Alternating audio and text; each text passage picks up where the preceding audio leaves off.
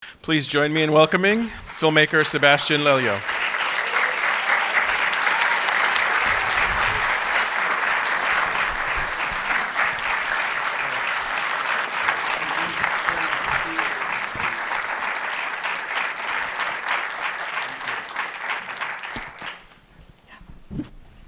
Thank you. It's a little messy out there. Thanks for joining us. A little wet out My there. pleasure. Well, it's great to have you back on our stage. Welcome back. Thank you for having me. Thank you for being here. Congratulations on the Oscar nomination and congratulations on the Goya Award last night. Yeah, I was there last night. Thanks. It was a long night. So you were in Spain last night Yeah. accepting the prize? Yeah. Congratulations. Thank you. Thank you. And thank you for getting on a plane to be here with us. It's great. The timing was perfect. Perfect. Well, everyone here has just seen the movie. I'm going to ask you a couple of questions, and Jamie, you're going to have to sort of give me a heads up when we have to run because Sebastian's going downtown to do a conversation as well. So I'm just going to look to you to tell me what time we have to leave. What a special movie, and I was able to watch it for a second time tonight with the audience here. Why don't you share with us the origins of the project? Tell us where the movie comes from, where these characters come from, where this story comes from. It was I guess it's always a gradual process. My co-writer and me, we were playing around with the question, what would happen if the person you love dies in your arms, and that's the worst place for that person to die because for some reason you are the unwanted. And then you would have to let the family know, but they don't want you there. And we thought that could be a film, but didn't feel like enough, at least I wasn't finding enough excitement yet.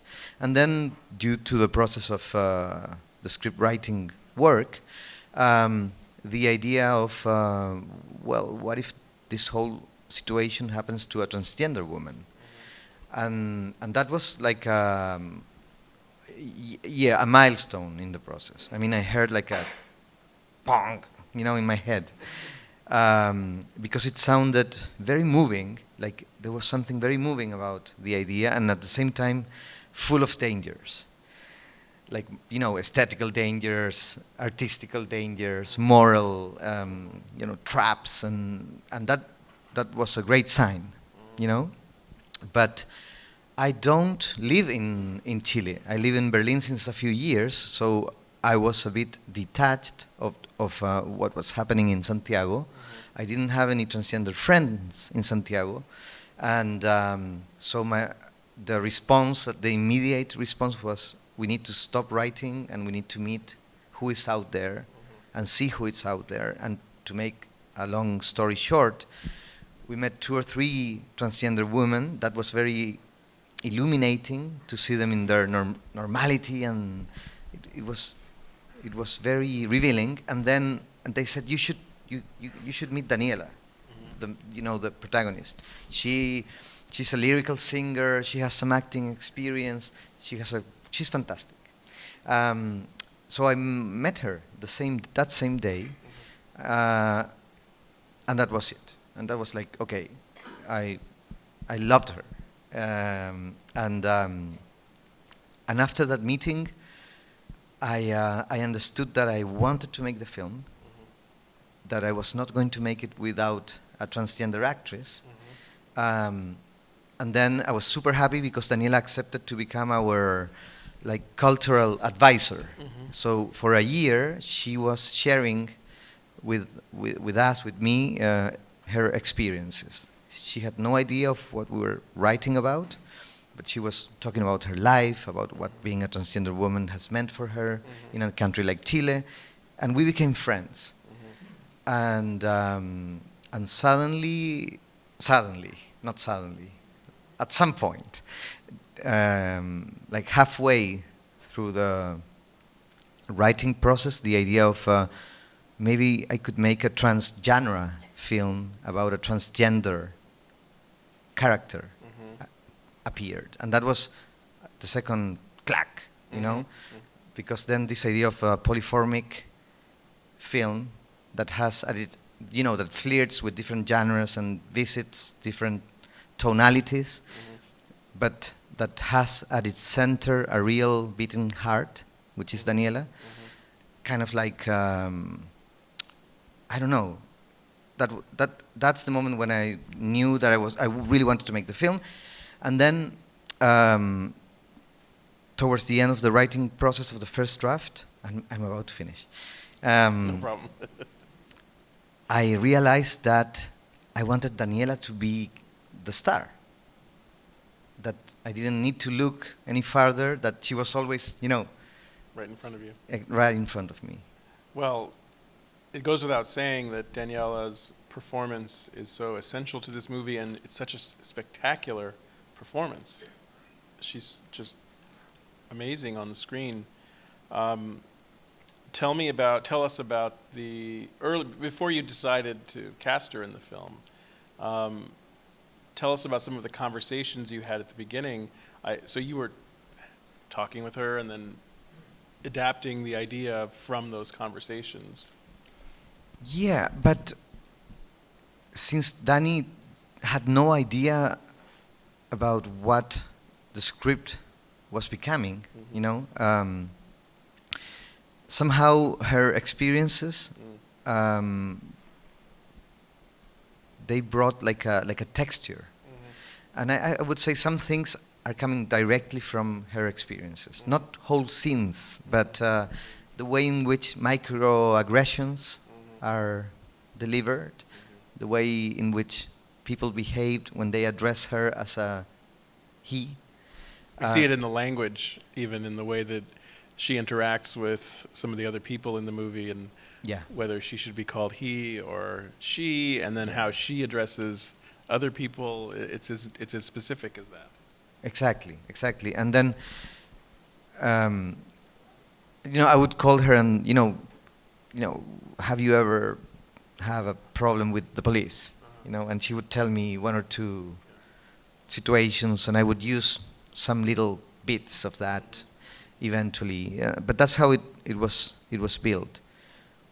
But mainly, one day she said, the problem is that I am so ready for the world, but the world is not ready for me. And I don't know whose fault is that. And I was like, whoa, that's such a strong idea, and I think that's, in a certain way, what the film is about. One of the things that the film is about. Because why is everyone so menaced by her? Why are they so afraid? What is it? Well, she's hardly a menacing figure unless she needs to be or wants to be or has to be. Exactly. I mean,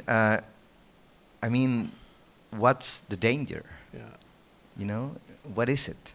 Because there is a dog in the film, and I remember watching the film almost a year ago in Berlin Film Festival for the first time. And seeing that scene with the dog at the end, when she's naked and has the little round mirror in her legs, on her legs, and the dog is there without any problems. I mean, he doesn't judge her. He's cool with her, and I was like, oh God, this is so like devastating because we cannot even be like dogs. And then during the year, since the dogs are more sophisticated. Dogs are more spiritual than us, And but after a year of traveling with the film and seeing how the film has been received, my perception of that dog has shifted. Maybe because I'm an optimist. Now I think that maybe it's good news. We can be just like dogs. And the world would be a much better place, Thank you for that answer. We don't have a lot of time, but is there a question Yes, I saw your hand first. Question about the portrayal of strong women, relating it to your previous film, Gloria. Strong women, outlier women. Can you talk about that? Maybe not only, maybe there's a connection between these characters. Maybe there's a connection that drives you to explore these characters. Well, something happened to me with Gloria, because and Gloria comes from a lot from my mother's generation and her friends, and I would, you know, whenever they would get together, they would drink some pisco sour, and I always loved to sit down with them, you know, the girls, and they would talk about their things, and I was like, oh God, they're going through so many things, and society is so unfair with them, and like there is a film there, you know, and something about that gesture, you know, of there is a film there. Not, you don't have to go to, you know, you just have to turn the camera to your right, and you have a film. You know what I mean? That idea of seeing a film where no one else was seeing it was very exciting. And also the idea of taking a character that should be a secondary character in a proper film and turn it into an absolute protagonist, you know? Because usually, in the case of Gloria, you know, she's the mother or the wife, and then goodbye, husband, and the film goes with the husband, you know? But the game of that film is that we stay with her. And that opened many doors for me. There was something, I don't know, very liberating about that. And I would say there is a connection with A Fantastic Woman in the sense that Marina is as well a character on the fringes of society. And the gesture of the film is to take her and put her at the center and say to her, you are a film, you know, and even though the film can be harsh, it is as well like a love letter to her, you know. So I don't know. It's not strategical. It's following mainly what moves you and yeah, and then you connect the dots after you have made them, and pretend that everything was intended. Was that a signal we can take one more? Okay, let's go right here, right in front of you. Yep, right there. Oh, thank you.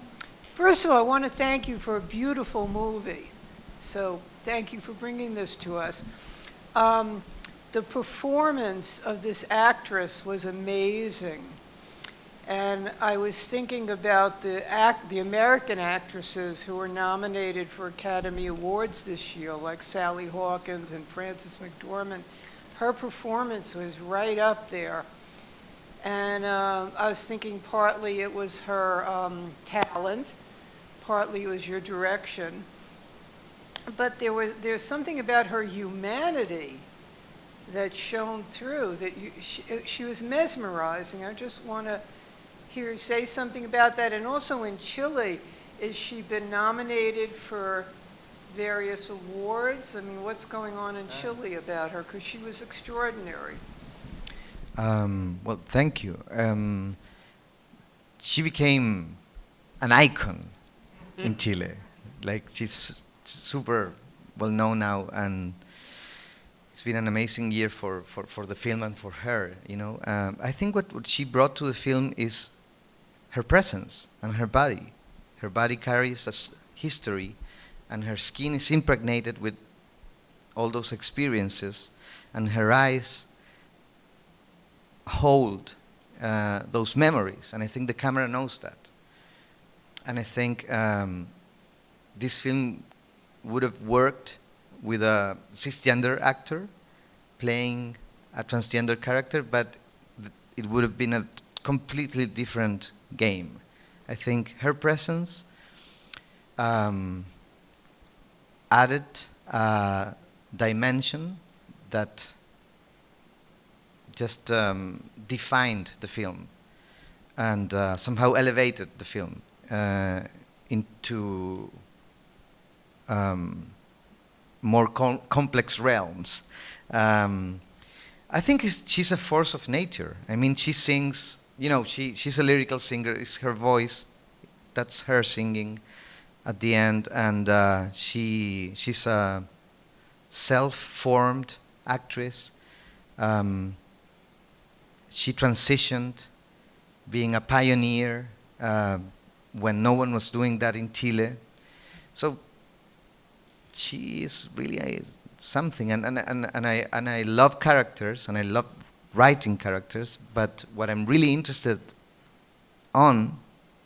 in is the person that is interpreting them.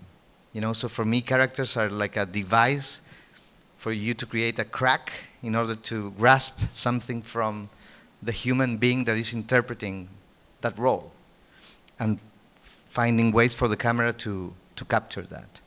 And in that sense, I think her presence and that attitude, that morale of how to shoot and film, I don't know, they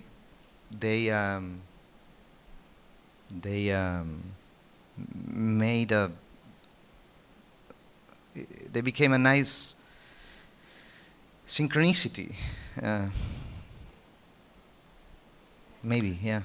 So a fantastic woman is playing here at the Film Society many times a day, every day, here in the Walter Reed. I hope you'll share the word, spread the word among your friends and your family, and also join me in not only thanking Sebastián, but wishing him well at the Oscars in a few weeks.